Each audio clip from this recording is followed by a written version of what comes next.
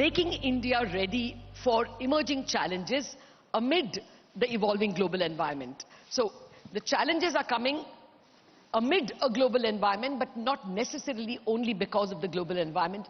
I'll try to discuss some domestic challenges as well. But we have to first discuss making India ready for the global challenges. And let me start. I don't want to introduce the guests because they're all so very well known. And Pavitra has already introduced them. We will start by trying to look at what challenges are being thrown by the global environment, and then, time permitting, look at some domestic challenges as well. Let me start actually from the extreme right.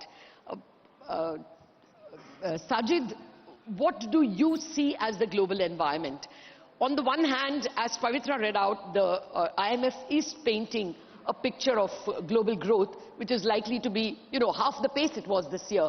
Probably, from 6.2 to 3.2 to 2.7 next year is the kind of growth pace. So, do you see it as a year of slowdown, or do you see it as a soft landing plus inflation? Please detail.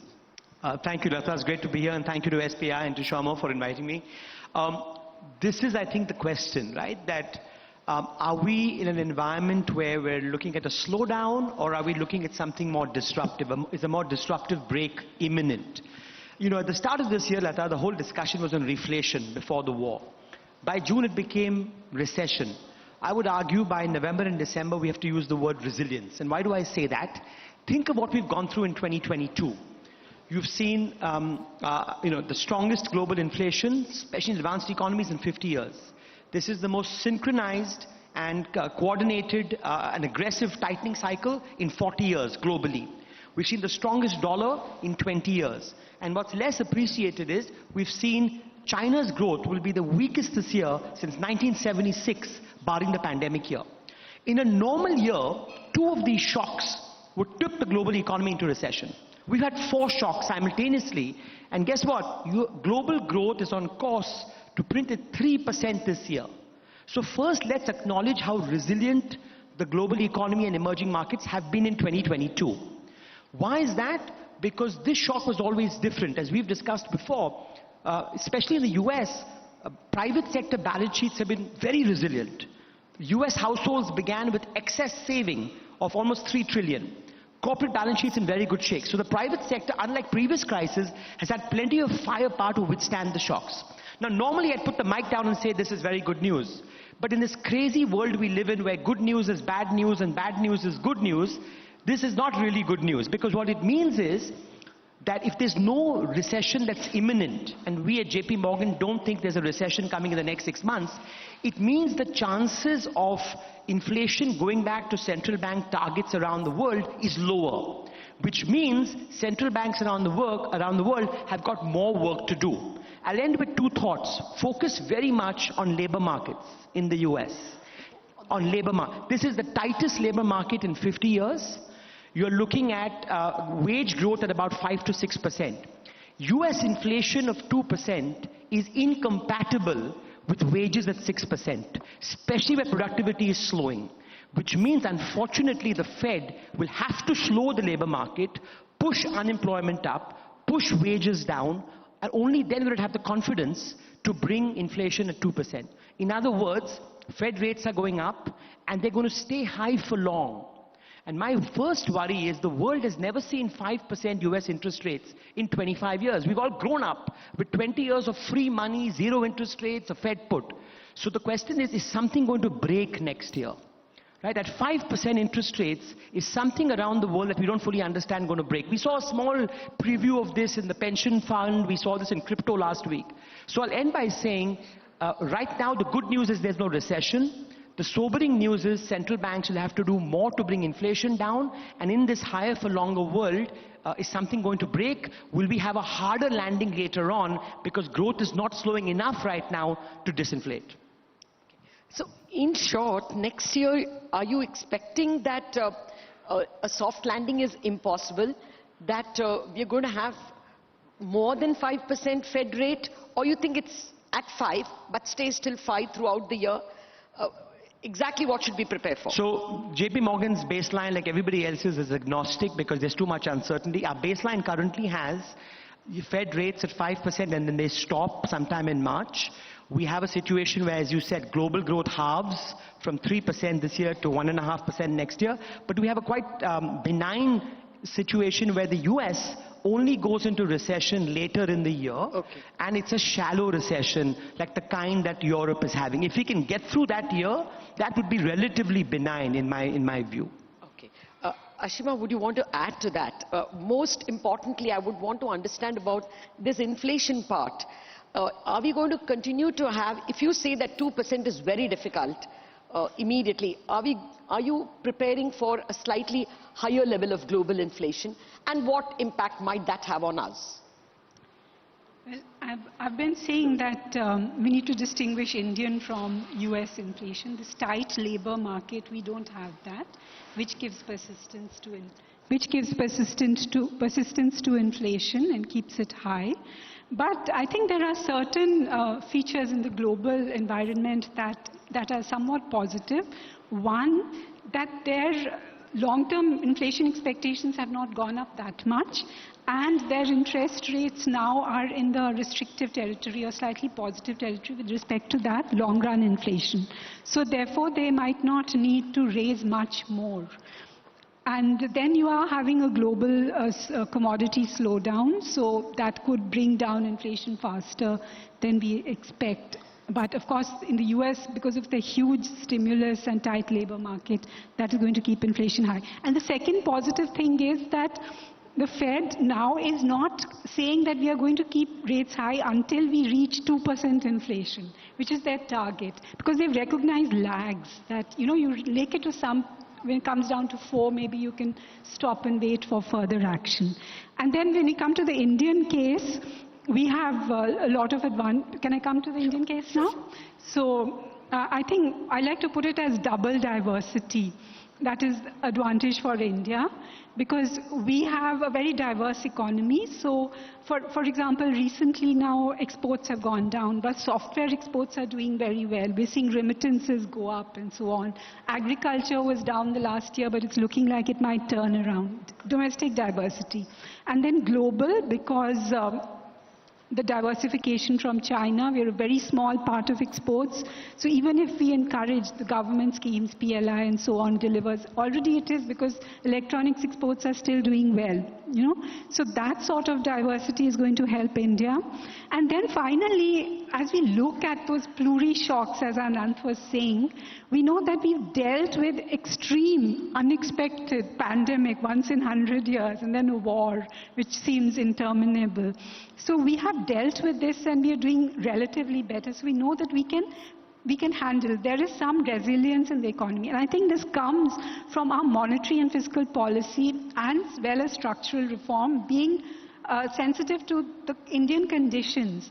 Like here we had those food grain stocks, we provided security, and at the same time, the shifted government spending towards infrastructure and other logistics, etc., to bring down costs. So very good monetary fiscal coordination. Monetary policy provided support, but time-barred, so in line with reforms. It does not create poor incentives. It was withdrawn. The take-up of structuring is very little. We had the fastest turnaround, where you are rebalancing liquidity, because if rates are high, you have to bring liquidity down before you can raise repo rates. Yeah. Okay.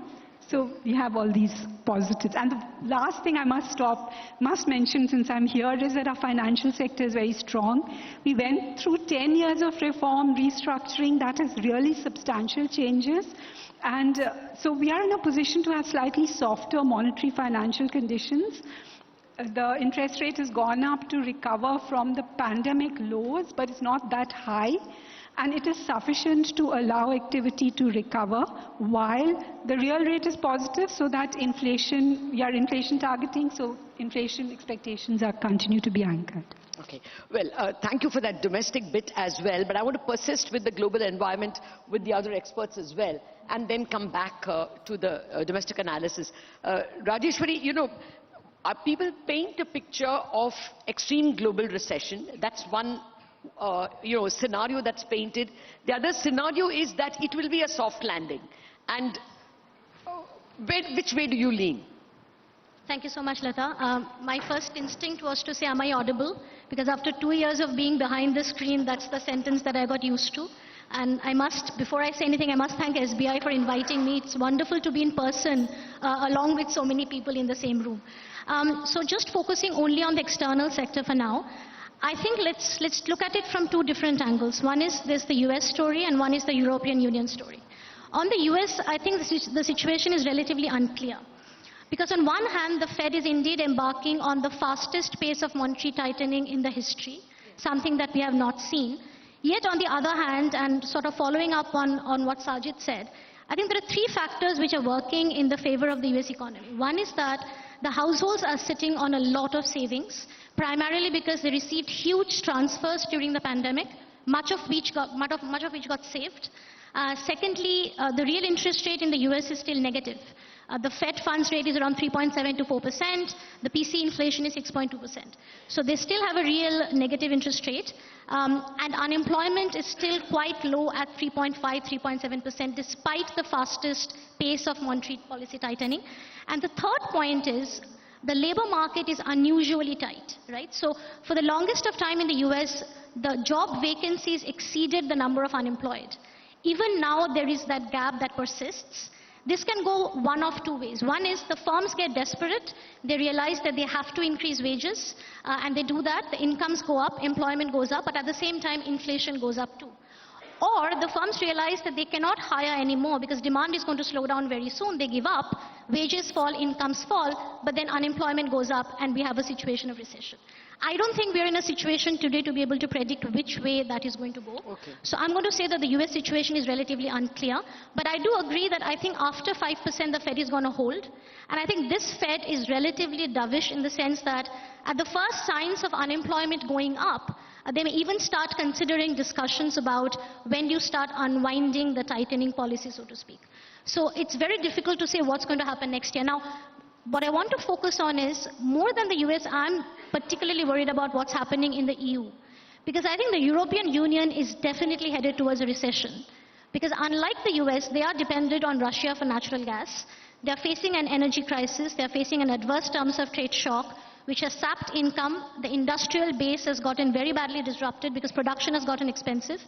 And you see the inflation rates in EU. I mean, EU has 10%, UK has 11%, is exorbitantly high levels of inflation. They haven't even started the kind of monetary tightening that the Fed is doing. They're lagging behind.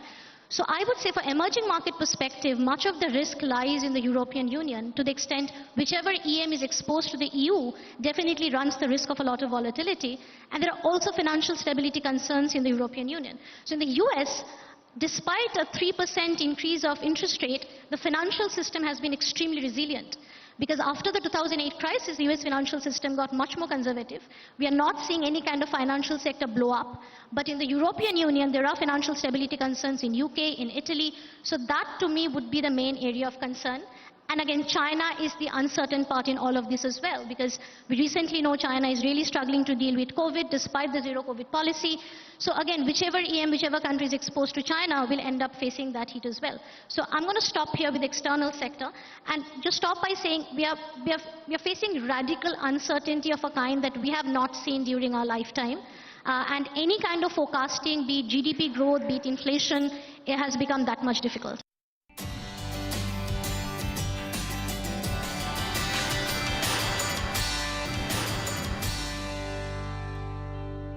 Which is better for India?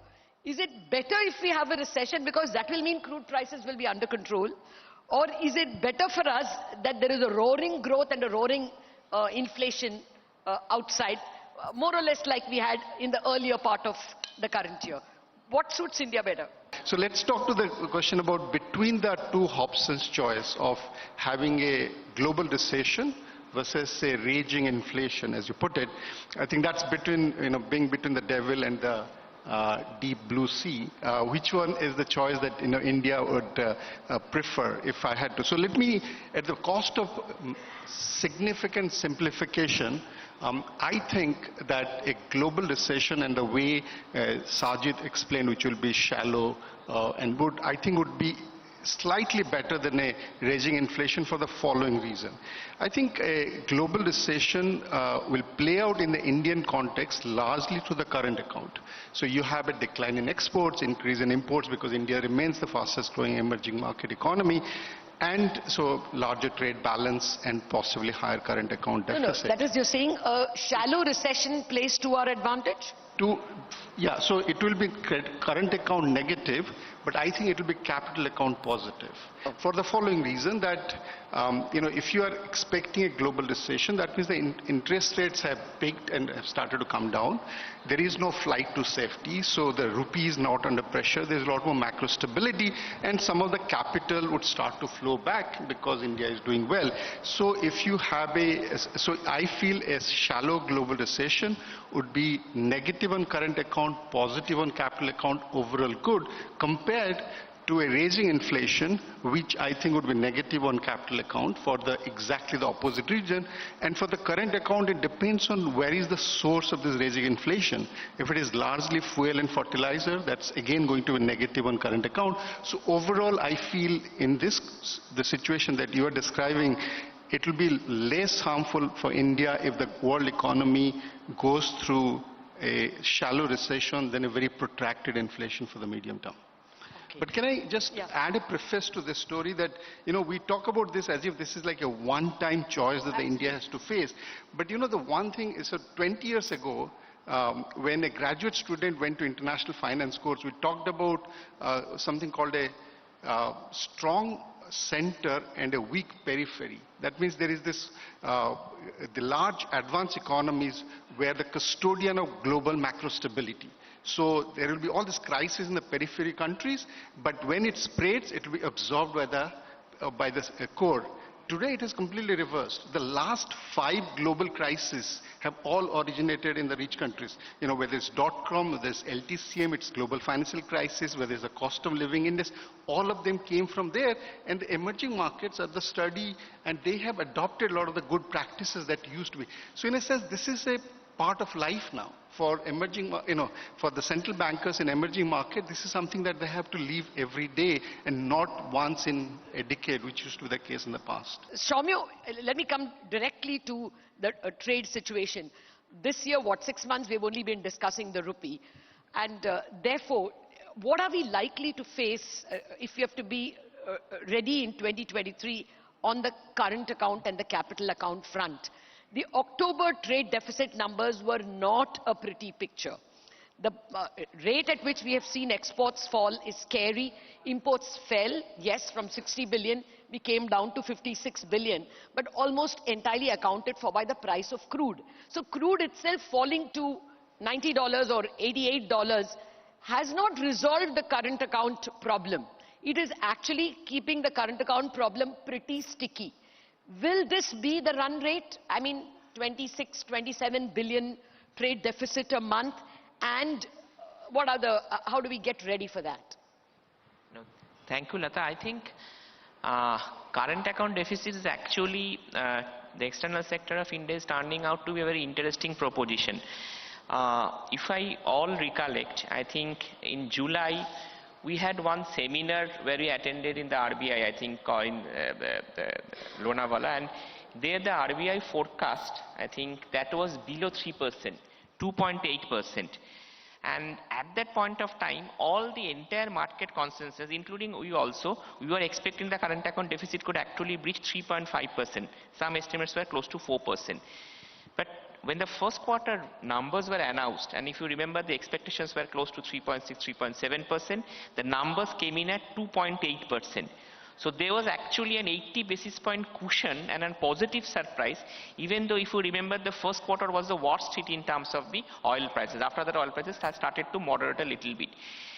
We actually looked into this aspect very carefully, and when we did an analysis, actually in terms of some technical specification, we found out that remittances and software exports are actually acting as a very strong buffer, counter-cyclical buffer to this current account deficit deterioration because of the crude oil.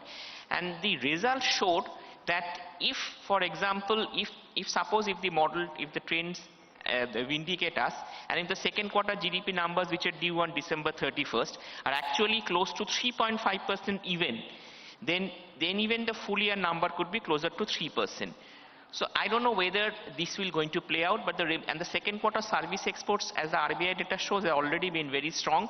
Remittances have been strong, but the important point to note about remittances is that, I mean, it has been strong, but whether it remains like this, that is a matter of debate, because as rupee stabilizes, there is always a, flavor that remittances could actually stabilize. But as of now, and for every dollar rupee depreciation, the software exports actually jumped by 250 million. So that was one of the results from model. So while I agree with the fact that this amount of trade deficit is unsustainable from a pure financing perspective, but if you actually look into these remittances and software exports, which has been very strong, that has acted as a very strong buffer in the first quarter, and if the second quarter numbers are to be believed, they could still continue to act that.